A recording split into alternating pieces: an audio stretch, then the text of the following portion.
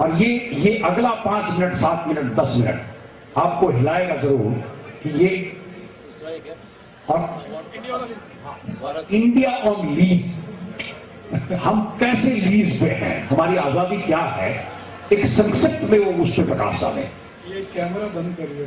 Common commission है हमारे देश की, क्या है कि जो 15 अगस्त 1947 आया तो एक समझौता हुआ पंडित नेहरू और माउंटबेटन के बीच में। वो समझौते का नाम है ट्रांसफर ऑफ पावर एग्रीमेंट, नाम ही है उसका, ट्रांसफर ऑफ पावर एग्रीमेंट। वो एक एग्रीमेंट के नीचे 1500 छोटे छोटे समझौते हुए, शर्तें हैं वो। तो अंग्रेज कह रहे हैं कि ये मानोगे तो हम आजादी देंगे, ये मानोगे तो आजादी देंगे, ये मानोगे तो आजादी देंगे।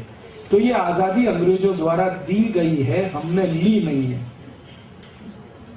क्योंकि आजादी लेने वाला जो वर्ग था वो 1947 तक खत्म हो चुका था। आजादी लेने वालों का वर्ग था भगत सिंह का, ऊधम सिंह का, चंद्रशेखर आजाद का, अशफाक उल्लाह का, तात्या टोपे का, नाना साहब पेशवा का। ये लोग थे, लोकमान्य तिलक का। ये मानते थे कि हम आजादी लेंगे, लड़कर लेंगे, झगड़ कर लेंगे और अंग्रेजों को मार के बनेंगे। दुर्भाग्य इस देश का यह हुआ कि 1947 तक इनमें से कोई नहीं बचा, ना भगत सिंह, ना ऊधम सिंह, ना चंद्रशेखर, ना कोई। तो फिर जो बचे वो सब मीडियोकर किस्म के थे। मीडियोकर शब्द आप अच्छे से समझते हैं। तो इन्होंने अंग्रेजों को भगा के आजादी ली है, ऐसा नहीं है। अंग्रेजों ने कुछ दया के साथ और प्रेम और करुणा के साथ आजादी दी है, जिसको वो किसी भी दिन वापस ले सकते हैं। ये है समझौता, जिसको ट्रांसफर ऑफ पावर एग्रीमेंट कहते हैं। इसके सारे डॉक्यूमेंट्स लंदन में हैं, हाउस ऑफ कॉमन्स की लाइब्रेरी में। कुछ हिस्सा उसका मेरे पास भी है, लेकिन पूरा नहीं है। मेरी कोशिश है कि ये भारत में सारे डॉक्यूमेंट्स आ जाएं। एक बार मेरा दिल है कि टीवी पर खोल खोल के सबको पढ़ाया जाए कि देखो ये क्या लिखा नेहरू जी ने, क्या कहा है माउंटबेटन। तो माउंटबेटन के शब्दों में और अंग्रेजों की भाषा में मैं अगर कहूं तो India is on lease for 99 years. 99 साल की लीज पर है आपका देश।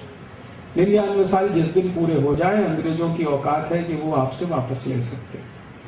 और चूंकि ये लीज का सारा खेल है, इसलिए आज तक भारत के किसी भी प्रधानमंत्री ने हमारे कानून बदले नहीं। जो अंग्रेज बना गए वैसे के वैसे ही सब सारे कानून वैसे। इंडियन इनकम टैक्स एक्ट अंग्रेजों का बनाया हुआ, आईपीसी इंडियन पीनल कोड अंग्रेजों का, सीआरपीसी अंग्रेजों का, सीपीसी अंग्रेजों का, इंडियन एजुकेशन एक्ट अंग्रेजों का, लैंड एक्विजिशन एक्ट अंग्रेजों का, इंडियन सिटीजनशिप एक्ट अंग्रेजों का बनाया हुआ, सब कुछ उनका बनाया हुआ है।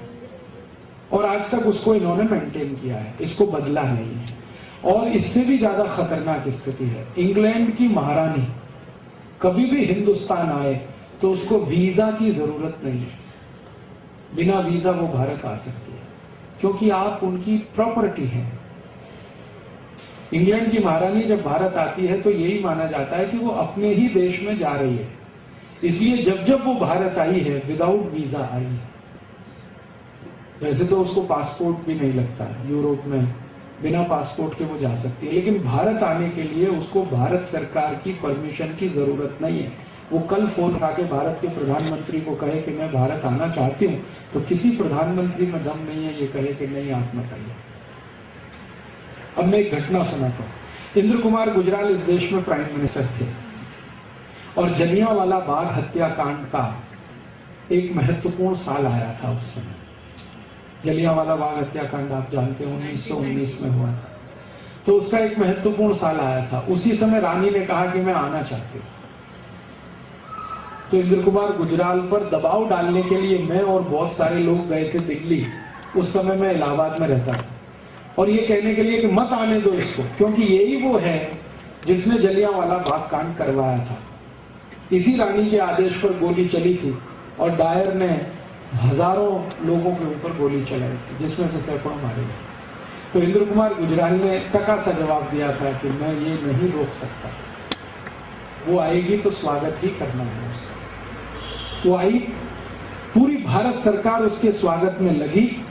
वो रानी गई, अमृतसर गई, और जखे हुए माने जख्म हमारे जो उसने कुरेदे वहां जाते। और उसने अखबारों में स्टेटमेंट दिया कि मुझे नहीं लगता कि जलियांवाला बाग में कुछ गलत हुआ। जब कोई राजा होता है और कोई प्रजा होती है तो कई बार प्रजा के ऊपर दंड देना पड़ जाता है। तो हमने कहा बात खत्म हो गई। अब आप हमेशा उसको याद करते रहें, ये आपकी प्रॉब्लम है, मेरी नहीं है। ये उसका अमृतसर के पत्रकारों को दिया हुआ बयान था, ये छपा अखबारों में। हम लोगों को इतना गुस्सा आया, हमने कहा कि ये इंद्र कुमार गुजराल का मुंह काला करेंगे। तो पुलिस को भनक लग गई और हम लोग सब अरेस्ट हो गए, वरना हम मुंह काला करने के लिए ही जा रहे थे उससे दिल्ली में, कि ऐसा हरामखोर प्राइम मिनिस्टर है जो देश की इज्जत और सम्मान को दांव पे लगा के बैठा।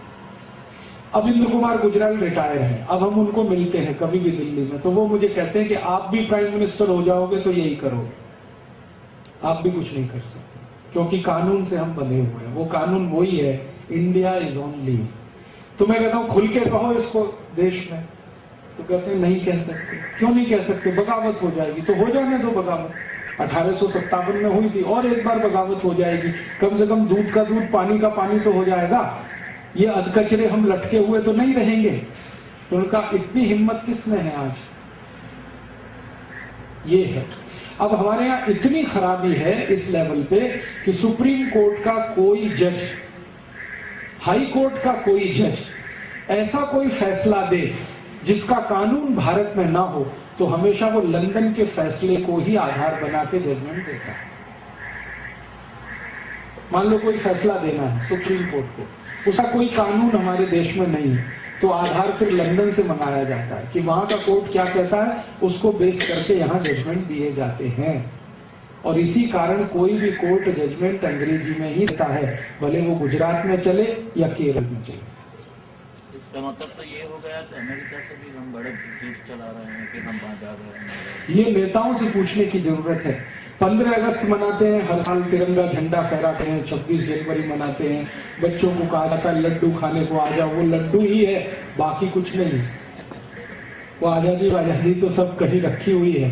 क्योंकि एक काम हम ऐसा नहीं कर पाए इस देश में कि अंग्रेजों ने जो हमारे साथ समझौता कर दिया उसको जला के नहीं फेंक पाए 60 साल में। और क्या करेंगे? वो समझौते की कॉपी यहां कुछ है, कुछ लंदन में पड़ी हुई। वो कर देंगे क्लेम किसी दिन, तो आप क्या करेंगे?